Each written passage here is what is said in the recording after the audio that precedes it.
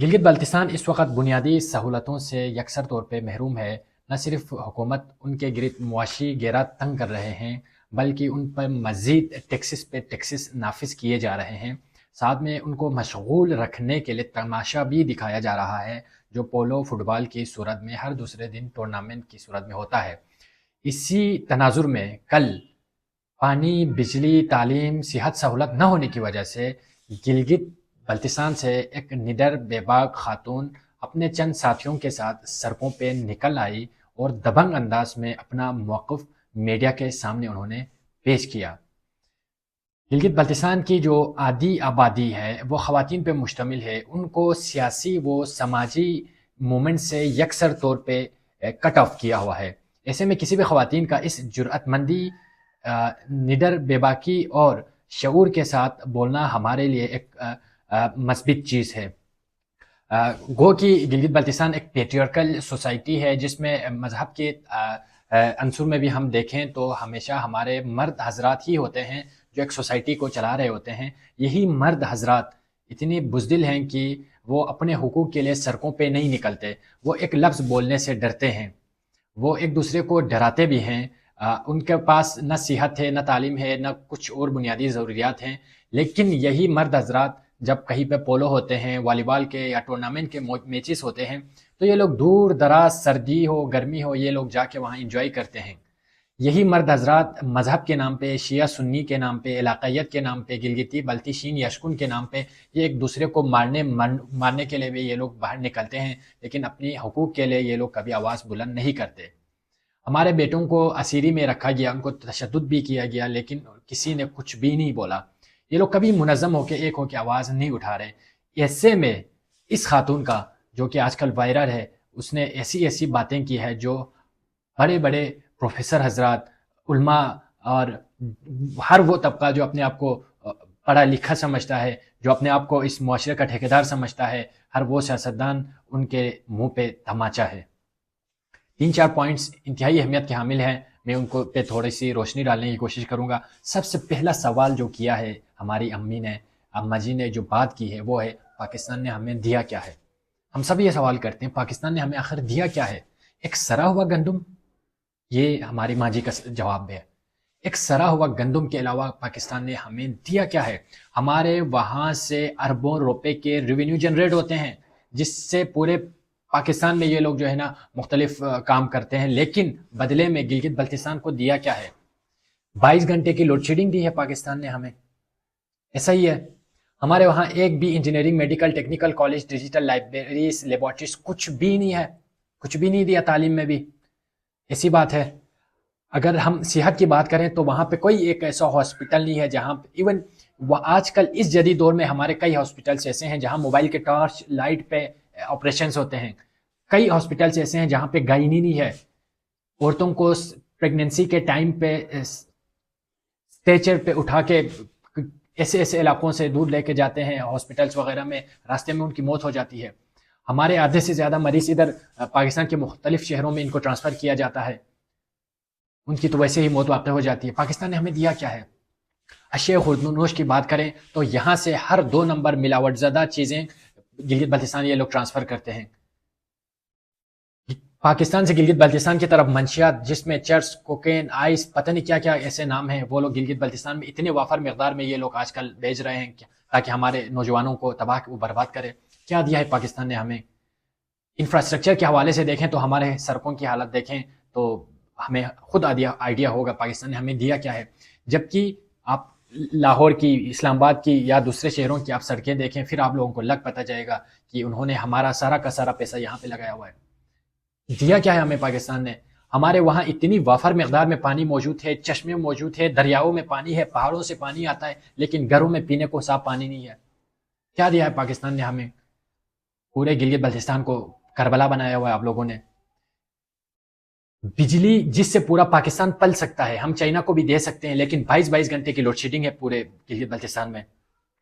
ہمارے معدنیات پہ جگہ جگہ لیز پہ غیر مقامی لوگوں کو دے کے قبضہ کیا ہوا ہے۔ باہر کے لوگ آ کے ہمارے زمینوں پہاڑوں کو کھود کے یہاں سے سونا، ذخائر، دوسری چیزیں نکال کے جا رہے ہیں۔ بدلے میں کیا دیا ہے؟ ہمارے ایک مارخور کی قیمت 10 کروڑ، اس سال 10 کروڑ کی ایک مارخور گئی ہے۔ بدلے میں ہمیں کیا دیا ہے؟ سڑا ہوا گندم دیا ہے ہمیں. پاکستان نے کیا دیا ہے ہمیں؟ ہمارے زمینوں، پہاڑوں، چراگاہوں، کیا ہر چیز پہ یہ لوگ قبضہ کر رہے ہیں. پاکستان کی ایک ایلیٹ کلاس طبقہ جو ہے نا وہاں پہ ہوٹلز، گیسٹ ہاؤس، سارا کچھ بنا رہے ہیں. بدلے میں کیا دیا ہے؟ سڑا ہوا گندم دیا ہے. ہر محکمے میں اس وقت کرپشن عروج پہ ہے. ہر محکمے میں سیاسی بھرتیاں عروج پر ہے. گلگت بلتستان میں خودکشی کے کیسز اتنے زیادہ رپورٹ ہو رہے ہیں، اللہ معاف کرے. دیا کیا ہے پاکستان نے ہمیں؟ سڑا ہوا گندم. سڑا ہوا گندم کے علاوہ کیا دیا ہے؟ کچھ بھی نہیں. ہمیں سوال کرنے کی ضرورت ہے، جس طرح ہماری اماں جی نے سوال کی ہے بے باک دلیری جرات کے ساتھ. آخر ہم سوال کیوں نہیں کرتے؟ دوسری پوائنٹ انہوں نے جو بتائی، پنجاب سے یا پٹھان علاقوں سے آفیسر آ کے ہمارے یہاں پہ کام کرتے ہیں، ہمارے اوپر قبضہ کرتے ہیں. کیا ہمارے یہاں پڑھے لکھے نوجوانی ہے؟ کیا ہمارے یہاں وکیل ایسی ڈیسی بننے والے، نظام کو چلانے والے نہیں ہیں جو آپ لوگ پنجاب سے آفیسرز کو لا کے ہمارے اوپر قبضہ کرواتے ہیں؟ چیف سیکرٹری سے لے کے وفاقی وزیر امور کشمیر سے لے کے ججز سے لے کے بیوروکریسی میں ایسی ڈیسی سے لے کے ہر کوئی پنجابی بیٹھا ہوا ہے. ہمارے 17 گریڈ کے آفیسرز کے 30 سے 40% کوٹا پنجابیوں کا ہے. کیا ہم گلگت بلتستان میں پڑھے لکھے لوگ نہیں ہیں؟ ایک تو وہاں پہ روزگار آپ لوگ نہ دے، جو روزگار سیٹیں آ رہی ہے ان پہ بھی آپ لوگ یہاں سے بدے بیچ رہے ہیں. دوسری سیٹوں پہ بھی یہی صورتحال ہے. 30 سے 40% کا کوٹا یہاں پاکستانیوں کو دیا ہوا ہے. کیوں دیتے ہیں آپ لوگ؟ ہماری نظام، ہماری ریاست، ہمارا علاقہ تو کنٹرول بھی ہمیں دینا چاہیے. ہماری پوری کی پوری اسمبلی کوئی آئین قانون نہیں بنا سکتے اپنے لیے. یہاں سے آرڈر آتے ہیں تو وہ لوگ بل پاس کرتے ہیں. ایسی کٹھ پتلی اسمبلی آپ لوگوں نے دی ہے. وہ بھی پاکستان کا چیئرمین جو کہ زیادہ تر پٹھان یا پنجابی ہی ہوتا ہے، وہ ہمیں چلا رہے ہوتے ہیں. ان کے اوپر جو آرڈر دینے والے ہیں وہ ہم سب کو پتہ ہے کون ہے. ایک اور انہوں نے سوال کی انتہائی امپورٹنٹ، بلکہ انہوں نے کھل کے اس کا اظہار کیا کہ تم لوگ شیعہ سنی آپس میں کروا کے ہمیں تقسیم کرتے ہیں تاکہ تم لوگ ہمارے اوپر حکمرانی کریں. یہ ایک بہت بڑا انہوں نے فارمولہ پیش کیا، اصول بتا دیا ہمیں. یعنی کہ ہمیں شیعہ سنی کے نام پہ تقسیم کرنے والے کون ہیں؟ یہی باہر سے آنے والے لوگ ہیں. ورنہ تو ہم آپس میں بہن بھائی ہیں، ہم آپس میں رشتہ داریاں کرتے. ہمارے وہاں پہ اخوت بھائی چارگی کی ایک فضا قائم تھی. گلگت بلتستان تاریخ میں ہمیشہ سے کسی ایک مذہب کی جو ہے نا ان کی ڈومیننسی نہیں رہی. وہاں پہ سارے لوگ مل جل کے ایک کہلیں اکثریت پر مبنی ایک پلورلسٹک سوسائٹی ہمیشہ وہاں پہ قائم و دائم رہی ہے. لیکن جب سے یہ جو گورنمنٹ آئی ہے، یہ جو ہمارے پاس ایک نظام دیا ہے پاکستان نے، شیعہ سنی فسادات ہو رہے ہیں، ہم آپس میں ایک دوسرے کا گریبان پکڑ رہے ہیں. ہم سمجھ نہیں پا رہے کہ دشمن کون ہے. ہمیں ہماری پیٹھ پہ چھری کوئی اور گھومتا ہے، ہم پکڑتے اپنے بھائی کو ہیں. آج کل کی ہی نیوز ہے، پنجاب سے آئے ہوئے رینجرز ایف سی کے جو جوان ہیں وہ گلگت بلتستان میں معصوم بچوں کا ریپ کرتے ہیں، ان کو پیسے دے کے ورغلا کے ان کے ساتھ بدکاری زیادتی کرتے ہیں. شرم کا مقام ہے گلگت بلتستان والوں کے لیے. باہر سے آئے ہوئے لوگ ہماری عزت کے ساتھ کھلواڑ کر رہے ہیں اور ہم لوگ خاموش تماشائی بنائے ہوئے ہیں. ہم لوگ دلال اور دلالی سے بھی کئی گزرے ہیں. بہت سارے ایسی رپورٹس بھی ہیں جس میں ہمارے لڑکیوں کو بھی سپلائی کرنے کی باتیں ہو رہی ہے. یہ کون ہے؟ کن کے کہنے پہ یہ چیزیں ہو رہی ہے، جس میں ہمارے سیاسی زعما بھی شامل ہیں سب سے زیادہ. یہ حال ہو چکا ہے گلگت بلتستان کا. آخر میں انہوں نے ایک بات کی، یہ لوگ وہ لوگ فٹ بال ٹورنامنٹ کے میچز کرواتے ہیں. یعنی کہ ہم، ماں جی نے ایک بڑی خوبصورت سوال کی، کیا ہم بندر کے بچے ہیں؟ کیا ہم بکری کے بچے ہیں جو ہم ناچے تمہارے کہنے پہ؟ کیا ہم غلام ہیں جو تم لوگ کہے وہی کرے؟ یہ لوگ ہمیشہ سے ہمیں نچاتے آ رہے ہیں، تماشا دکھاتے آ رہے ہیں.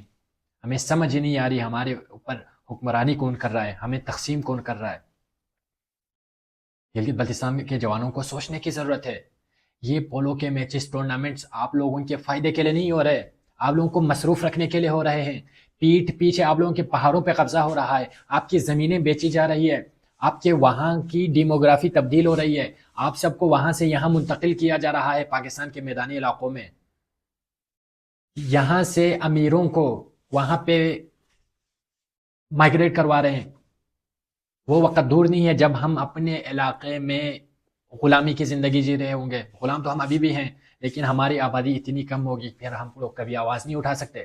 جس طرح فلسطین میں یہودی آ کے بس گئے، اب کیا کر سکتے ہیں بیچارے فلسطینی؟ کچھ نہیں. یہی سچویشن گلگت بلتستان میں ہو رہی ہے.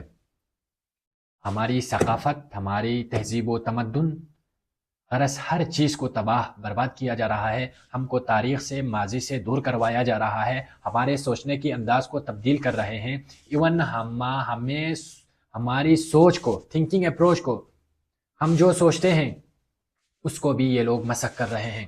سوچنا بھی جرم ہو گیا، لکھنا بولنا بھی جرم ہو گیا. اس حد تک ہمیں مصروف رکھنے کی کوششیں ہو رہی ہے، تقسیم کرنے کی کوششیں ہو رہی ہے تاکہ یہ لوگ ہمارے اوپر حکمرانی کر سکیں.